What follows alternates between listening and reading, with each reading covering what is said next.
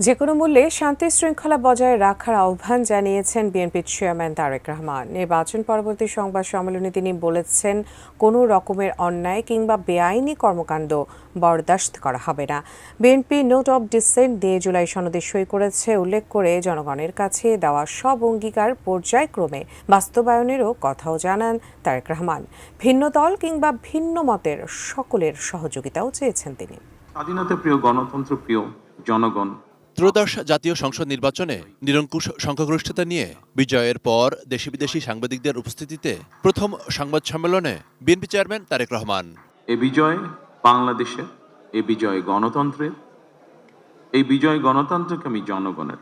শনিবার বিকেলে রাজধানীর ইন্টারকন্টিনেন্টাল হোটেলে এই সংবাদ সম্মেলনে নির্বাচনে অংশগ্রহণকারী দলগুলোকে ধন্যবাদ জানিয়ে সবার সহযোগিতা চান 2/3 বেশি আসনে জয়ী দলের প্রধান।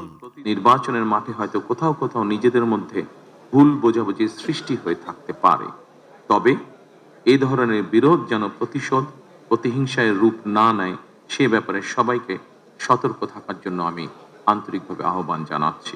নতুন বাংলাদেশ গড়তে এলো জুলফিকার স্টিল।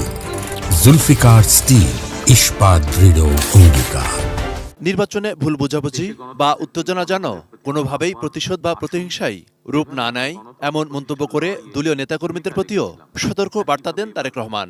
কোন রকমের অন্যায় কিংবা বেআইনি কর্মকাণ্ড আমরা বরদাস্ত করব না। দলমত, ধর্ম, বর্ণ কিংবা ভিন্ন মত যাই থাকুক, কোনো অজুহাতে অবশ্যই দুর্বলের উপরে সবলের আক্রমণ আমরা মেনে নেব না। জনগণকে দেয়া প্রতিশ্রুতি পর্যায়ক্রমে বাস্তবায়নের অঙ্গীকারের কথাও উল্লেখ করেন তিনি। একই সঙ্গে কয়েকটি বিষয়ে নোট অফ ডিসেন্ট দিয়ে বিএনপি জুলাই সনদেও স্বাক্ষর করেছে।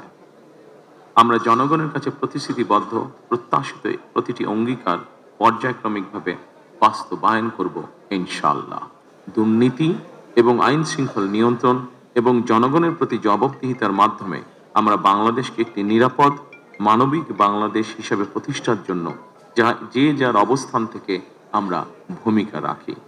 200-এর বেশি আসন পাওয়া ইলেকশন ইঞ্জিনিয়ারিং কিনা এমন প্রশ্নেরও জবাব দেন বিএনপি চেয়ারম্যান। আমাদের জনগণকে কনভিন্স করাটাই হচ্ছে আমাদের ইঞ্জিনিয়ারিং।